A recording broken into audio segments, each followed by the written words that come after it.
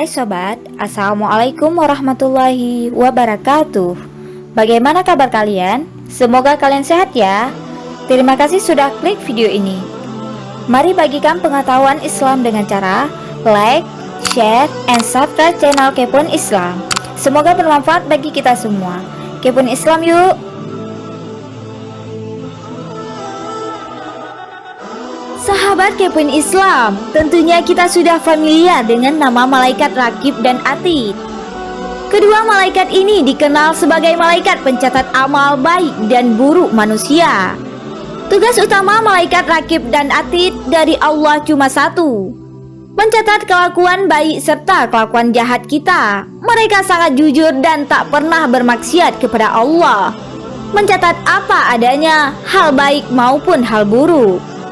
Mereka tidak ditugaskan untuk mengolah, menganalisis, menyimpulkan, apalagi menjatuhkan vonis, sebagaimana intelijen kampung yang seringkali khilaf atas nama kepentingan. Mereka hanya menyetor data. Soal keputusannya semata-mata di tangan Allah Subhanahu wa Ta'ala. Malaikat Raqib bertugas hanya mencatat yang baik-baik saja dari kita, sedangkan malaikat Atid sebaliknya cuma mencatat yang buruk-buruk. Keduanya dikenal sangat jujur, tulus dalam bertugas, serta sungguh jauh dari pamrih. Berikut 5 fakta malaikat Raqib Atid. 5. Tugas malaikat Raqib dan Atid. Allah Subhanahu wa Ta'ala berfirman dalam surat Qaf ayat 17-18, yaitu ketika dua orang malaikat mencatat amal perbuatannya, seorang duduk di sebelah kanan dan yang lain duduk di sebelah kiri. Tiada suatu ucapan pun yang diucapkannya, melainkan ada di dekatnya malaikat pengawas yang selalu hadir. Ayat di atas menerangkan adanya malaikat yang mencatat amalan manusia. Setiap yang diucapkan oleh manusia pasti dicatat oleh malaikat yang selalu dekat dan selalu hadir. Malaikat tersebut tidaklah meninggalkan satu kata pun kecuali akan dicatat. Sebagaimana pula Allah menyebutkan dalam surat Al-Infitar ayat 10-12. Padahal sesungguhnya bagi kamu ada malaikat-malaikat yang mengawasi pekerjaanmu, yang mulia di sisi Allah dan mencatat pekerjaan-pekerjaanmu itu. Mereka mengetahui apa yang kamu kerjakan. Para ulama berselisih pendapat apakah yang dicatat adalah seluruh ucapan. Al-Hasan Al-Basri dan Qatadah mengatakan seluruh ucapan dicatat, baik kebaikan, keburukan, dan ucapan yang sifatnya mubah. Sedangkan Ibnu Abbas berpendapat yang dicatat adalah ucapan yang bernilai pahala dan bernilai dosa atau hukuman. Namun tekstual ayat menunjukkan seluruh ucapan dicatat, bukan hanya yang bernilai pahala dan dosa saja. Dari Taus, Imam Ahmad berkata, malaikat akan mencatat segala sesuatu sampai pun keluh kesah ketika sakit. Oleh karena itu, Imam Ahmad tidak pernah berkeluh kesah ketika sakit sampai beliau rahimahullah menghembuskan nafas terakhir. 4. Bukan sebuah nama. Selama ini sebagian kaum muslimin meyakini bahwa Raqib dan Atid adalah dua nama malaikat yang mencatat amal manusia. Akan tetapi yang lebih tepat, Raqib dan Atid bukanlah nama malaikat, melainkan sifat dari dua malaikat tersebut.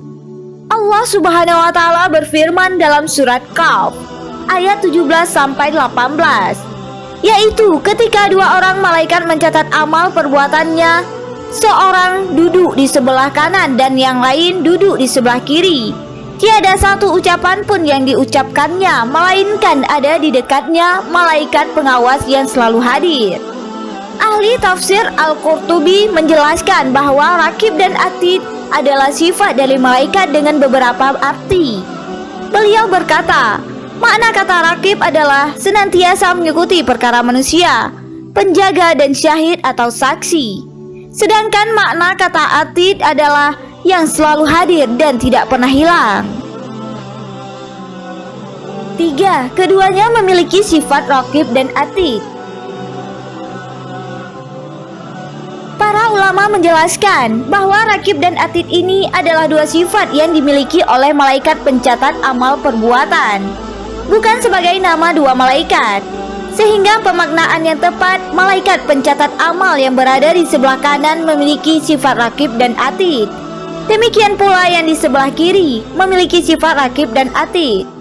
Lantas, siapa nama dua malaikat pencatat amal ini? Bila ditinjau tekstual surat Qaf ayat 17, hanya disebutkan malaikat yang berada di sebelah kiri dan malaikat di sebelah kanan. Tidak ada dalil yang menjelaskan namanya. Maka sikap yang tepat adalah mengikuti istilah-istilah yang digunakan oleh dalil dan mengimaninya. 2. Cukup mengetahui tugasnya. Kaidah yang berlaku dalam masalah iman kepada malaikat dijelaskan oleh Syekh Abdul Karim Al-Hudair dalam salah satu sesi ceramah beliau. Di antara malaikat ada yang tidak dikabarkan nama dan tugasnya, hanya dikabarkan secara global saja. Maka kita imani secara global. Malaikat yang dikabarkan kepada kita secara detail seperti nama, tugas, dan sifatnya, kita imani secara detail pula.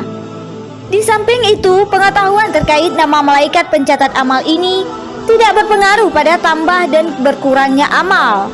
Cukup bagi seorang mengetahui substansinya itu sudah cukup untuk memupuk ketakwaan, yaitu ada malaikat yang berada di sebelah kanan mencatat amal kebaikan dan malaikat di sebelah kiri kita yang tugasnya mencatat amal keburukan. 1. Berhenti menulis 6 jam sekali. Diketahui bahwa malaikat pencatat keburukan manusia yang berada di sisi kiri kita akan berhenti menulis perbuatan manusia setiap 6 jam sekali. Setiap 6 jam itu pula malaikat ini menghimpun catatan. Dari Abu Umamah bahwa Rasulullah Shallallahu Alaihi Wasallam bersabda, sesungguhnya malaikat yang berada di sebelah kiri akan mengangkat penanya selama 6 jam dari mencatat amal seorang hamba yang berbuat dosa. Jika dia menyesal dan memohon ampun kepada Allah atas dosa itu, maka malaikat itu tidak akan mencatatnya. Jika tidak, maka dosa itu akan dicatat sebagai satu dosa. Hadis riwayat Tabrani. Sahabat Kepun Islam, sungguh semua perbuatan kita akan dicatat oleh dua malaikat ini. Semoga kita semua termasuk ke dalam orang-orang yang memiliki banyak catatan kebaikan. Amin amin ya rabbal alamin. Wallahu a'lam bissawab.